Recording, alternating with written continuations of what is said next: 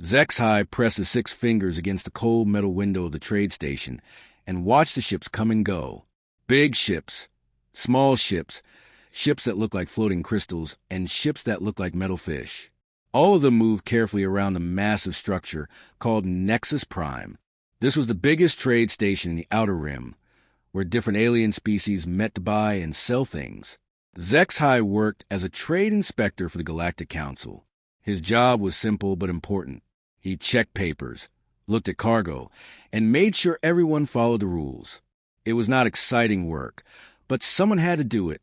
His green skin always felt cold in the station's air, and his large black eyes hurt from the bright lights. But he was good at his job. Today felt different, though. There was tension in the air. Other inspectors whispered in the hallways. Ship captains gathered in small groups, talking quietly. Something big was happening, but Zexhai did not know what. The answer came when the emergency speakers crackled to life. A deep voice spoke in the common trade language. Attention, all vessels. The Galactic Council has issued a Level 5 warning. The Maelstrom Nebula is now classified as a dead zone. All ships are forbidden to approach within 50 light years. Repeat, the Maelstrom Nebula is now a dead zone. Zexhai felt his stomach drop. The Maelstrom Nebula was famous across the galaxy, but not in a good way. It was a region of space where normal rules did not work. Gravity twisted in impossible ways. Time moved fast in some places and slow in others. Energy storms bigger than planets swept through the area without warning. Every ship that had entered the nebula in the past 1,000 years had vanished. No signals, no wreckage, nothing. They just disappeared. The other aliens in the station began talking loudly. Fear was clear in their voices. If the council called it a dead zone, that meant something very bad had happened. Maybe the nebula was growing. Maybe it was moving toward populated systems. Zexhai had heard rumors that scientists were detecting strange readings from inside the nebula, but he had thought they were just stories. He was still thinking about this when he heard footsteps behind him. Heavy footsteps, different from the light steps of his own people or the clicking sounds that most aliens made. He turned around and saw something that made his eyes widen. A human was walking toward his inspection desk. Humans were still new to the galaxy. They had only been traveling between stars for about 300 years, which was nothing compared to the thousands of years that other species have been exploring space. Most aliens thought humans were strange. They were shorter than many species, but stronger than they looked. Their skin came in different colors, and they had hair that grew on top of their heads. But the strangest thing about humans was their behavior. They did things that other species would never think of doing. This human was a female. Zexhai could tell by her voice when she spoke. She wore a dark blue uniform with silver marks on the shoulders. Her hair was black and pulled back in a tight style. Her skin was the color that humans called olive, and her eyes were dark brown. She moved with confidence, like someone who was used to being in charge. "Inspector," she said in perfect common trade language, "I need to file a flight plan." Zexhai looked at his computer screen and pulled up the forms. "Name and ship registration, please." Captain Sarah Chun, commanding the vessel Defiant Hope. Human registry number HC 2847. Zexhai typed the information into his system. The computer quickly brought up the ship's details. The Defiant Hope was a medium-sized exploration vessel built for long-range missions. It had good shields, decent weapons, and equipment for scientific research. Nothing special, but solid and reliable like most human ships. "What is your destination, Captain Chun?" The human captain placed a data pad on his desk. "Grid coordinates are there. We're heading to the Maelstrom Nebula." Zexhai stared at the data pad like it might explode. Then he looked up at the human captain. She was standing calmly, waiting for him to process the flight plan. She did not look crazy or desperate. She looked like someone who had made a reasonable decision and was now taking care of the paperwork. "Captain," Zexhai said slowly, "did you hear the announcement? The Maelstrom Nebula is now a dead zone. No ships are allowed to approach it." "I heard the announcement," Captain Chin replied, "but this is an emergency mission. We have authorization from Human Colonial Command." She handed him another data pad. Zexhai read it quickly. The document was real, signed by high-ranking human officials. But what it said made no sense. The humans were claiming that they had detected a distress signal from inside the nebula. Not just any signal, but one from a ship called the New Horizon. HFY knew that name. Every spacer in the galaxy knew that name. The New Horizon had been a massive human colony ship that had disappeared 200 years ago. It had been carrying 50,000 human colonists to a new world when it vanished without a trace. The search for it had lasted for decades before the humans finally gave up. "Captain," HFY said carefully, "the New Horizon has been missing for 2 centuries. Even if there was a signal, which seems impossible, there could not be anyone alive after all this time." Captain Chen's expression did not change. "Our deep space monitoring stations detected a transmission 3 days ago. It was weak and distorted, but it matched the New Horizon's emergency beacon. The message was simple.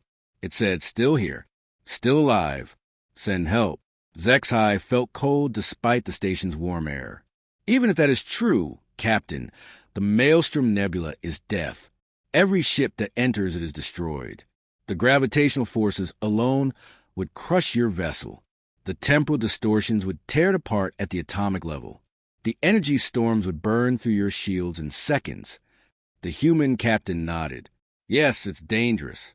That's why other species call it death trap." She paused and looked directly into HFY's large black eyes. "But we call it something else." "What do you call it?" "A mission?" HFY stared at her. Around them, the trade station continued its normal business. Ships docked and undocked. Cargo was loaded and unloaded. Aliens of different species bought and sold goods from across the galaxy. But at this one small desk, a human captain was calmly planning to fly into certain death, and she was talking about it like it was just another job. "Captain Chun," HFY said, "I cannot approve this flight plan. It is suicide. Your ship will be destroyed, and your crew will die." "For what?" "A signal that might not even be real." The human captain picked up her data pads. "Inspector, those people on the New Horizon are still our people. It doesn't matter how long they've been missing. It doesn't matter how dangerous it is to reach them. We don't leave anyone behind." She turned to walk away, then stopped and looked back at him. "The flight plan is already approved by human authorities. I'm just filing it here as a courtesy to the Galactic Council. The Defiant Hope launches in 6 hours, with or without your stamp on the paperwork." HFY watched her walk away, her heavy human footsteps echoing in the corridor. Other aliens had overheard the conversation, and now they were staring at the spot where the human captain had stood. Some looked confused. Others looked frightened. A few looked impressed, though they tried to hide it. HFY looked down at the flight plan on his screen. The destination coordinates glowed red on his monitor, marking a path directly into the galaxy's most feared region of space. His finger hovered over the approval button. Every regulation said he should deny the request. Every logical thought in his head said the humans were making a terrible mistake. But something else made him pause. The way the human captain had said, "We don't leave anyone behind." The certainty in her voice. The complete lack of fear when she talked about flying into the Maelstrom Nebula. Maybe humans really were as crazy as other species said. Or maybe they were something else entirely. HFY pressed the approval button. HFY knew he was breaking every rule in the book. As a Galactic Council inspector, he was supposed to stay at his post and file reports. He was not supposed to follow ships into dangerous areas of space. He was definitely not supposed to chase after vessels heading toward dead zones. But he could not stop thinking about the human captain and her calm words. "We don't leave anyone behind." The phrase kept repeating in his mind as he finished his shift and walked to the docking bay where his personal ship waited. The wandering eye was small, but fast. HFY had bought it with his savings from years of inspection work. It was meant for short trips between trade stations, not for following ships into the most dangerous region of known space. But it had good sensors and a decent communication array. If he stayed far enough back, he could observe what happened without putting himself in immediate danger. At least, that was what he told himself as he powered up the ship's engines. The Defiant Hope had left Nexus Prime exactly 6 hours after Captain Chen's visit to his desk. Zexai had watched it go from the station's observation deck. The human ship looked ordinary as it moved away from the station and aligned itself with a jump to hyperspace. Nothing about it suggested that it was heading towards certain death. Now, 12 hours later, Zexai was following the human ship's trail through hyperspace. His navigation computer showed the Defiant Hope's course as a glowing line on the star map. The line led directly toward the Maelstrom Nebula, just as Captain Chen had said it would. Other ships were out here, too. Word had spread quickly through the trade networks about the human ship heading into the dead zone. Some captains had come out of curiosity. Others wanted to witness what they thought would be humanity's final mistake. A few claimed they were there to offer help, though Zexai doubted anyone would actually fly into the nebula to rescue the humans. The mixed fleet of observer ships stayed well outside the nebula's danger zone.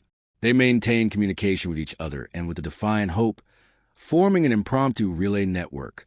Everyone wanted to know what would happen when the humans reached the edge of the maelstrom. Zexai did not have to wait long to find out. His sensors detected the human ship dropping out of hyperspace at the nebula's edge.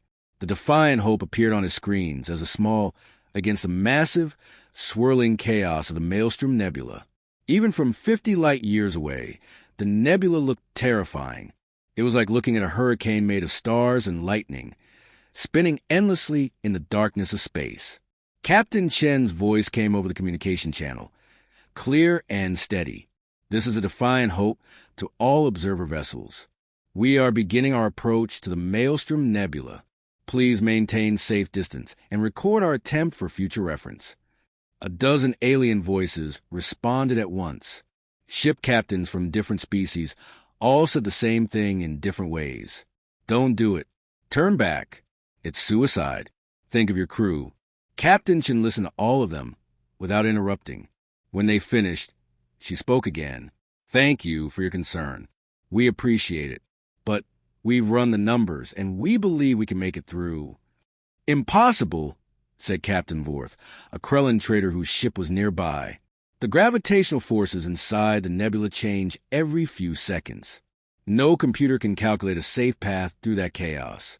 You're right, Captain Chen replied. No computer can calculate it. But computers don't have to fly the ship. Humans do. Zexai activated his ship's long-range sensors and focused them on the human vessel.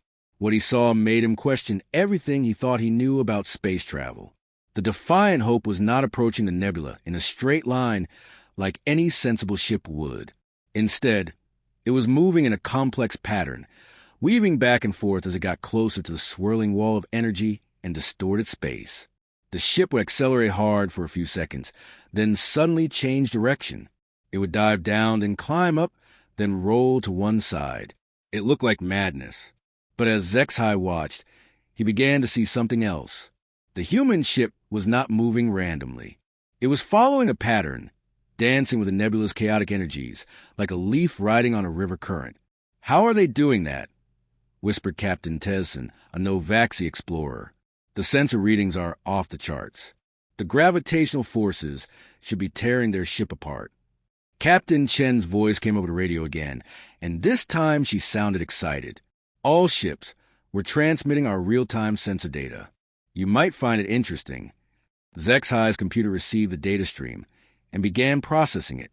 What he saw made his mind reel. The humans were not just flying blindly into the nebula. They were reading the chaos itself, interpreting the wild energy patterns and gravitational waves like a language. The data showed mathematical models that hurt Zexai's head to look at, equations that described how random events could form patterns, calculations that predicted how chaos could become predictable if you looked at it the right way. The humans call it fractal mathematics and chaos theory, terms that meant nothing to most alien species. But somehow, impossibly, it was working. The Defiant Hope was riding the edge of destruction, surfing on gravitational waves that should have crushed it flat. The ship's path looked crazy from the outside, but the mathematical models showed that every twist and turn was precisely calculated. Defiant Hope, called Captain Zorth, an old hegemony veteran. Even if your calculations are correct, You can't maintain that precision for long. One small mistake, and you'll be torn apart. We're not planning to maintain it for long, Captain Chen answered. We just need to get inside the first stability zone. Our models show there should be a pocket of relatively calm space, about 3 hours into the nebula. If we can reach it, we can rest and plan the next stage. And if your models are wrong, asked Captain Vorth. There was a pause before Captain Chen answered. Then we'll find out together.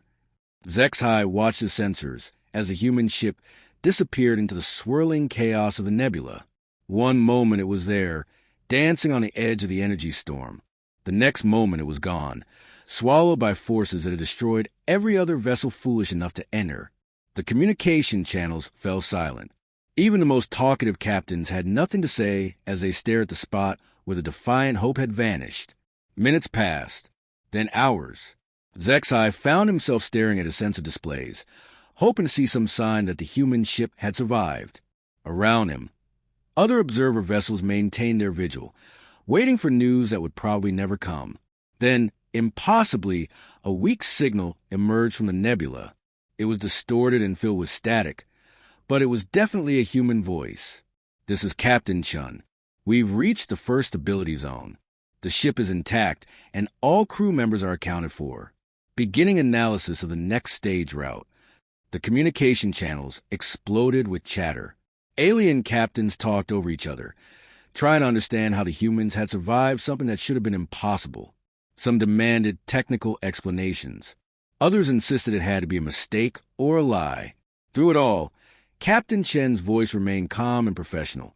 We'll transmit a full report once we reach the new horizon. Estimate arrival time is 72 hours. Define hope out. The signal faded, leaving the observer fleet in stunned silence. Zexhai stared at his instruments, hardly believing what he had witnessed. The humans had flown into the galaxy's most feared death trap and made it look like a routine navigation exercise. But they were not done yet. They still had to reach the center of the nebula, find a new horizon, and somehow get back out alive. And if Captain Chen was right about detecting a distress signal, they would be trying to rescue 50,000 people from a ship that had been lost for 200 years.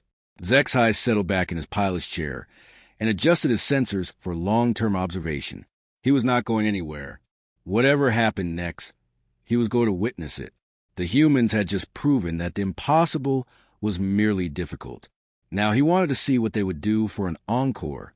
Around him, other ships took up similar positions.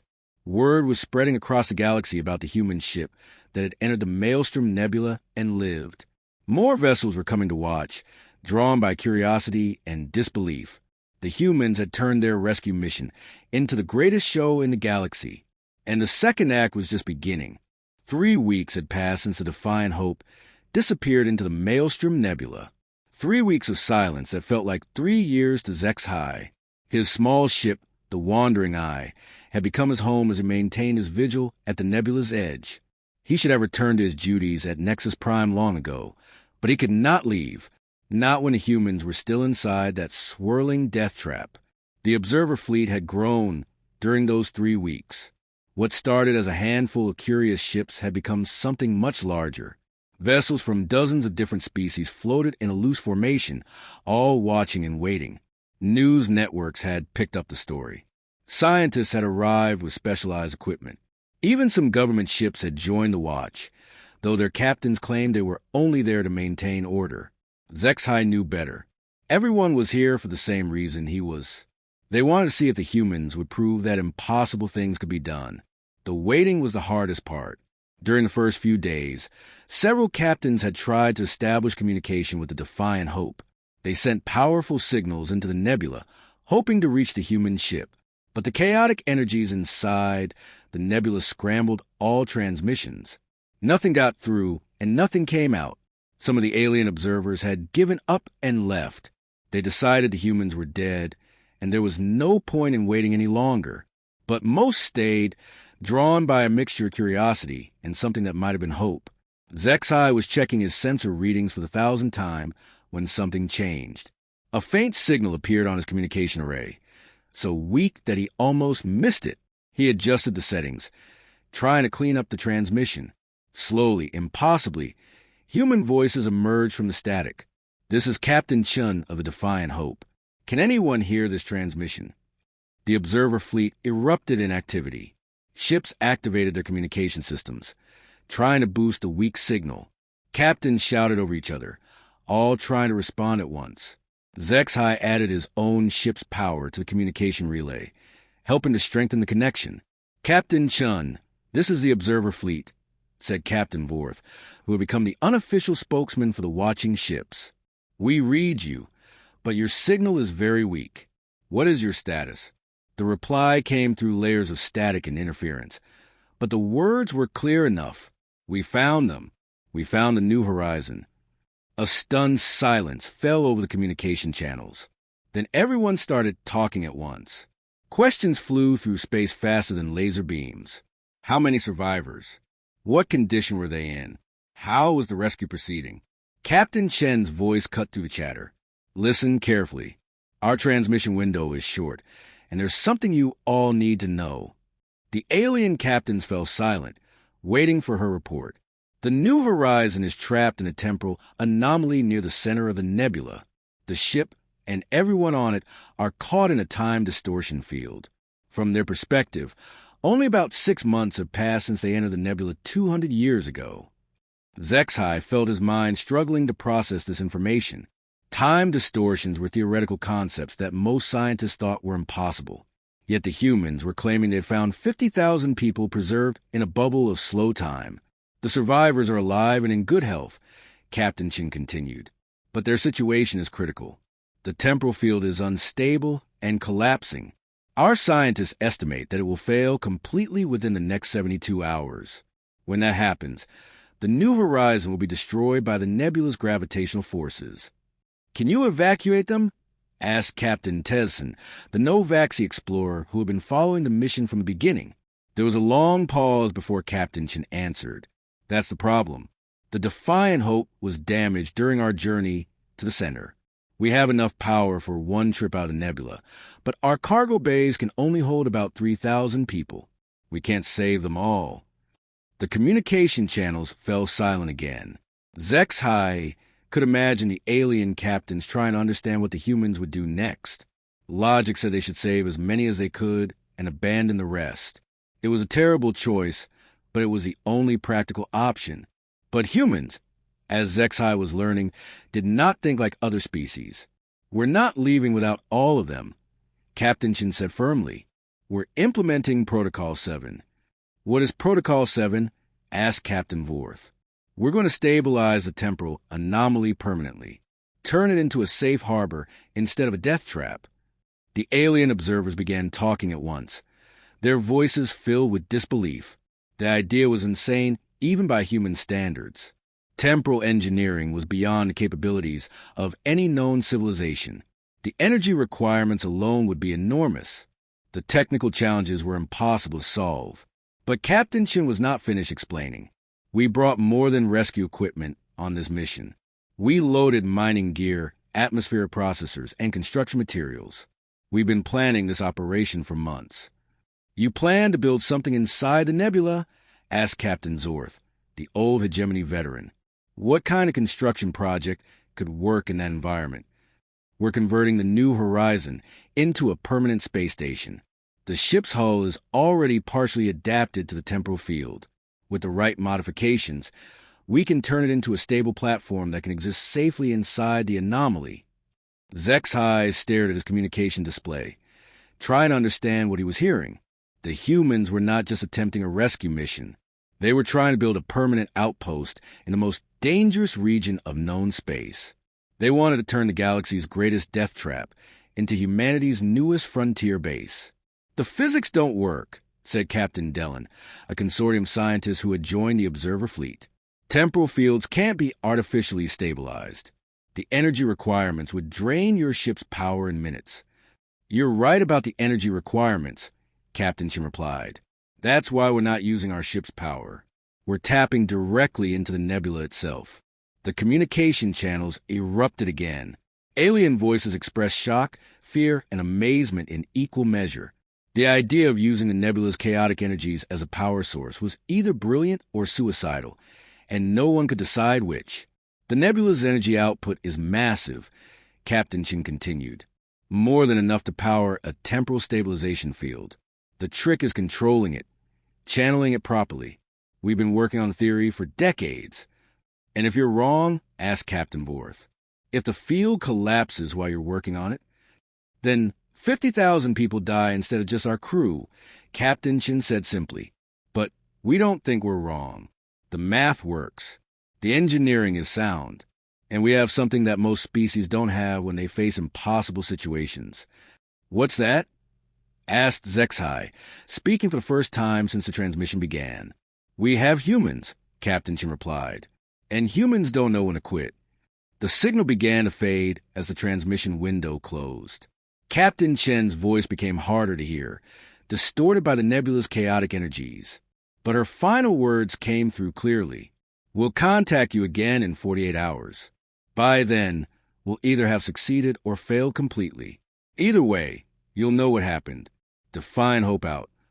The communication link went dead, leaving the observer fleet in stunned silence. Zexhai stared at the swirling mass of the Maelstrom Nebula, tried to imagine what was happening inside. The humans were attempting something that had never been tried before, using technology that barely existed and theories that most scientists considered fantasy. But somehow, despite all logic and reason, Zexhai found himself believing they might actually succeed. The humans had already done the impossible by reaching the center of a nebula. They had found 50,000 people who should have been dead for 2 centuries. Now they were trying to build a space station inside a temporal anomaly using the power of chaotic energy storms. It was madness. It was brilliant. It was perfectly impossibly human. Around him, other ships settled in for another long wait. But this time, the waiting felt different. Instead of wondering if the humans would survive, the alien observers found themselves wondering what miracle the humans would perform next. The second act of the greatest show in the galaxy was reaching its climax, and nobody wanted to miss the finale. The observer fleet had grown beyond anything Zexhai could have imagined. What started as a handful of curious ships had become the largest gathering of vessels in recent galactic history. Nearly 200 ships from dozens of different species floated in formation at the edge of the Maelstrom Nebula. News networks had arrived with broadcasting equipment. Government officials had come to witness what might be the greatest rescue operation ever attempted. Even tourists had shown up, paying enormous sums to watch from luxury cruise ships. Word of the human mission had spread across the galaxy faster than hyperspace travel. The story was impossible to believe, but the evidence was right there in front of everyone. Humans had flown into the most dangerous region of space and found 50,000 people who had been lost for 2 centuries. Now they were trying to build a permanent space station inside a temporal anomaly using power drawn from chaotic energy storms. Most species would have called it insane. But as the hours passed, more and more alien observers found themselves hoping the humans would succeed. Zexhai had barely slept during the past 48 hours. He stayed glued to his sensor displays, monitoring every signal that came from the nebula. Most of the transmissions were too weak or too distorted to understand, but occasionally clear words emerged from the static. Engineering reports, construction updates, progress reports that should have been impossible. The humans were actually doing it. They were building something inside the death trap. When the communication window finally opened again, the entire fleet fell silent instantly. Captain Chen's voice came through the static, clearer than before but obviously tired. This is Captain Chen reporting to the observer fleet. Status update as follows. Zexhai leaned forward in his pilot seat, hanging on every word. We have successfully initiated the temporal stabilization field. The new horizon is now secured inside a stable pocket of space-time. The immediate danger of collapse has been eliminated. Cheers erupted across the communication channels. Ship captains from different species celebrated together, their voices mixing in dozens of languages. Even the normally serious government officials could be heard expressing amazement. But Captain Chen was not finished. However, we have encountered a significant problem. The celebration stopped immediately. Every captain in the fleet waited for her to continue. The stabilization process requires constant energy input to maintain the field. Our power coupling systems are working, but they're drawing more energy than we calculated. The Defiant Hope's engines are operating beyond their design limits. What does that mean for your mission? Asked Captain Vorth, who had become the unofficial voice of the Observer Fleet. There was a long pause before Captain Chen answered. It means we won't have enough power to get everyone out. We can maintain the temporal field and evacuate the New Horizon survivors, but we can't do both and still have enough energy left to escape the nebula ourselves. The communication channels fell silent. Zexai felt his stomach drop as he understood what the human captain was saying. The crew of the Defiant Hope was trapped. They could save the 50,000 colonists, but only by sacrificing themselves. Captain, said Dr. Milans, a hegemony scientist who had been monitoring the mission, surely there must be another option. Can you reduce the power requirement somehow? We've run every calculation we can think of, Captain Chen replied. The temporal field needs a specific amount of energy to remain stable. If we reduce the power, the field will collapse and everyone inside will die. If we maintain the field and try to evacuate everyone, we won't have enough fuel to reach the nebula's edge. Then evacuate as many as you can and leave the rest, suggested Captain Karan, a pragmatic Krellin trader. 50,000 lives are worth more than saving everyone. No, Captain Chen said firmly, we don't abandon people. That's not how humans work. Captain Tezson, the Novaxi explorer, spoke up, but if you stay behind, you'll die too. How does that help anyone? Because the station will be operational, Captain Chen explained. Once the temporal field is fully stabilized and the New Horizon is converted to a permanent platform, other ships will be able to reach it safely. The path we carve through the nebula can be followed by rescue vessels. Everyone can be evacuated over time. Zexai suddenly understood the full scope of what the humans were planning. They were not just trying to save the people on the New Horizon. They were creating a permanent way station inside the nebula, a lighthouse in the storm that would guide future ships safely through the chaos. But to do it, the crew of the Defiant Hope would have to remain behind. How long would that take? Asked Captain Dellin, the consortium scientist. Based on our calculations, about 6 months to evacuate everyone safely. The temporal field gives us a controlled environment, and the energy tap from the nebula provides unlimited power. It would be the most remote space station in the galaxy, but it would be completely functional. And your crew will be trapped there for 6 months? Asked Captain Vorth. Yes, Captain Chen said simply. But 50,000 people would be alive. And after the evacuation is complete, regular supply runs could keep the station operational. We'd be opening up a new region of space for exploration and research. The Observer Fleet erupted in debate. Some captains argued that the sacrifice was too great. Others insisted that the humans should save themselves and abandon the rescue mission. A few suggested that other ships in the fleet should attempt to help, though everyone knew that no other vessel could survive the journey into the nebula. Through it all, Captain Chen waited patiently for the arguments to die down. When the communication channels finally quieted, she spoke again. The decision has already been made. My crew voted unanimously to proceed with the mission as planned. We knew the risks when we started this journey. But, Captain, protested Dr. Milans, this is not a military operation. Your people are civilians. They should not be asked to make this kind of sacrifice. Doctor, Captain Chen replied, we're not being asked to make a sacrifice. We're choosing to complete our mission. There's a difference. Zexai found himself speaking before he realized it. Why? Why would you choose certain death for people you've never met? Captain Chen's answer came back immediately, as if she had been expecting the question. Because they're people. Because they're lost. Because no one else can reach them. Because if we don't try, they'll die anyway.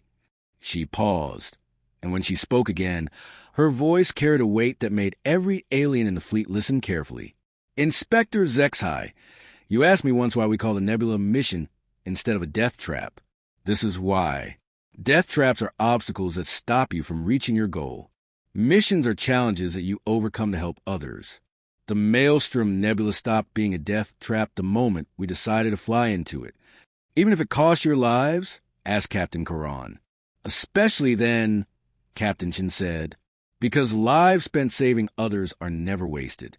The 50,000 people on the New Horizon will go on to build new worlds, raise families, and add their knowledge to the galaxy. Our sacrifice will echo through generations. The communication began to fade as the transmission window closed. Captain Chen's final words came through layers of static, but they were clear enough for everyone to hear. We begin the final phase in 12 hours. The New Horizon will be fully operational within 24 hours. Rescue ships can begin evacuation runs immediately after that. The station's beacon will guide you safely through the nebula. The signal went dead, leaving the observer fleet in stunned silence. Zexai stared at the swirling mass of the Maelstrom Nebula, knowing that inside its chaotic depths, a small group of humans was choosing to sacrifice themselves for people they had never met. It was the most human thing he had ever witnessed, and despite the tragedy of it, he could not help but feel inspired. Around him, other ships began to stir. Captains were talking to their crews, making preparations. The rescue fleet was forming, ready to follow the path the humans had carved through the impossible. 6 months had passed since the Defiant Hope made its final transmission from inside the Maelstrom Nebula. 6 months of the largest rescue operation in galactic history. Ships from dozens of species had followed the path that the humans carved through the chaotic energy storms, guided by the beacon signal that broadcast steadily from the heart of the nebula. Zexai had been on 7 rescue runs during those months. Each journey into the nebula was terrifying, even with the stabilized route and the guidance beacon. The chaotic energies still rage around them, held back only by the careful navigation path and the mysterious station that the humans had built in the center of it all. But every trip was worth it. Each rescue ship that made the journey brought out 3,000 more survivors from a new horizon, families that had been lost for 2 centuries. Scientists and engineers with knowledge from humanity's early space exploration. Children who had grown up in the temporal bubble, aging only months while the galaxy aged decades around them. Now, as Zexai approached the nebula for what would be the final rescue run, he felt a mixture of excitement and sadness. Today, they would evacuate the last of the New Horizon survivors. The rescue operation would be complete, but it would also mean saying goodbye to the humans who had made it all possible. The rescue fleet for this final run was enormous. Nearly 50 ships from 20 different species had volunteered to help with the last evacuation. It was the largest group ever to enter the nebula at one time. Government officials had come to witness the completion of the mission. News crews wanted to document the historic moment. Even some of the alien captains who had initially called the human mission impossible had joined the final run. As they approached the beacon coordinates, Zexai saw something that took his breath away. The New Horizon station floated peacefully in a bubble of calm space, surrounded by the swirling chaos of the nebula, but completely protected from its effects. The ancient colony ship had been transformed into something magnificent. Where once there had been a damaged and failing vessel, now there was a gleaming space station. New modules had been added to the original hull. Solar collectors that somehow worked inside the temporal field provided clean energy. Docking bays that could handle multiple ships at once extended from the main structure. The entire station pulsed with a soft light that seemed to push back the darkness of a nebula. But the most amazing thing was the people. Thousands of humans move around the station's exterior, working in spacesuits to complete final construction projects. They move with confidence and purpose, as if building space stations inside temporal anomalies was something they did every day. Rescue Fleet, this is Maelstrom Station, came a familiar voice over the communication channel. Welcome back, and welcome to our new home. It was Captain Chun. She was alive. Her voice sounded tired but strong, and there was something else in it that Zexai had not expected. She sounded happy. Captain Chun, said Captain Vorth, who was leading the rescue fleet. It's good to hear your voice. Are you ready for the final evacuation? Actually, Captain Chun replied, we need to talk about that. The rescue fleet came to a stop near the station's main docking bay. Through the windows of his ship, Zexai could see humans moving around inside the station. They were not acting like people who were preparing to leave. They were acting like people who were settling in for a long stay. Captain, said Dr. Milans, the hegemony scientist who had been following the mission from the beginning. "Our sensors show that the temporal field is completely stable. You should be able to evacuate with the last of the New Horizon survivors." "We could," Captain Chen agreed, "but we've decided to stay." Stunned silence filled the communication channels. After everything they had been through, after proving that the rescue was possible, the humans were choosing to remain in the most dangerous region of space. "Why?" asked Captain Tesson, the Novaxi explorer who had become emotionally invested in the human mission. Captain Chen's answer came back immediately. "Because this place is too important to abandon. The Maelstrom Nebula isn't a death trap anymore. It's a gateway to unexplored regions of space. The temporal effects that once made it dangerous now give us unique research opportunities. And the energy sources here are unlike anything else in the galaxy. But you'll be cut off from the rest of civilization," protested Captain Karan. "Isolated and alone." "We won't be alone," Captain Chen said. "We have 50,000 people here, and that's just the beginning. The New Horizon survivors have decided to stay too. They want to build something new here, something that's never been tried before." "A human colony inside Nebula?" asked Zexhai, speaking for the first time. "More than that," Captain Chen replied. "A research station, a way station for deep space exploration, a place where humans and other species can study the most exotic phenomena in the galaxy. We're calling it humanity's lighthouse." The rescue fleet had come expecting to evacuate desperate survivors. Instead, they found a thriving community that was just getting started. Through the station's windows, Zexhai could see children playing in gardens that should not have been able to exist. Scientists working with equipment that used principles he did not understand. Engineers building new sections of the station with materials that seemed to be created from the nebula's own energy. "Captain," said Captain Vorth, "this is incredible, but surely some people want to return to normal space. Not everyone can be happy living inside a nebula." "You're right," Captain Chen agreed. "About 3,000 people have asked to leave with this final rescue run. Mostly older colonists who want to see their home world again, and some families with young children. We're not keeping anyone here against their will." "And the rest?" "The rest want to stay and build something amazing. We have teachers and doctors, engineers and scientists, farmers and artists. Everything we need for a permanent settlement. Plus, we're not really isolated. Ships can reach us now, and we can send ships out. We're going to be the galaxy's most remote trading post." As if to prove her point, a sleek human ship emerged from one of the station's docking bays. It moved confidently through the nebula's chaotic energies, following the navigation path that was now marked by a series of beacon buoys. "That's the pioneer's dream," Captain Chen explained. "She's our first deep space explorer, heading out to map the regions beyond the nebula. There are star systems out there that no one has ever visited, planets that might support life.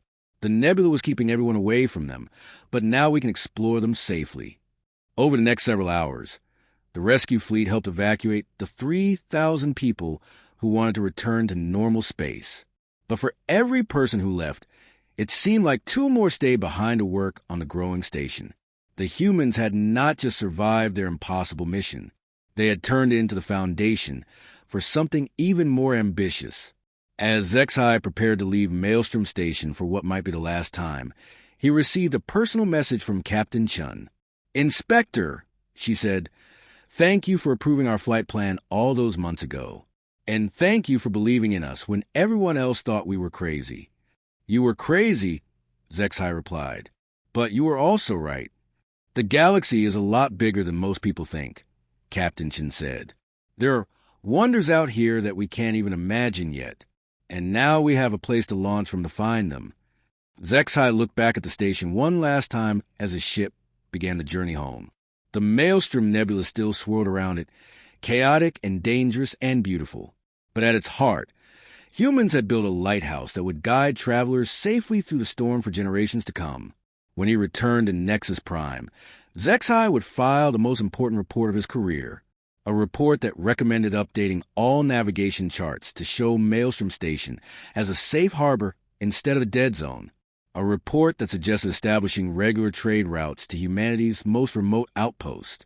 Most importantly, he would recommend that the Galactic Council create a new category for dangerous regions of space. Not death traps, but challenges waiting for the right species to solve them. After all, he had learned something important about humans during his time observing their impossible mission. They did not see obstacles. They saw opportunities. And somehow, impossibly, they always found a way to prove that they were right.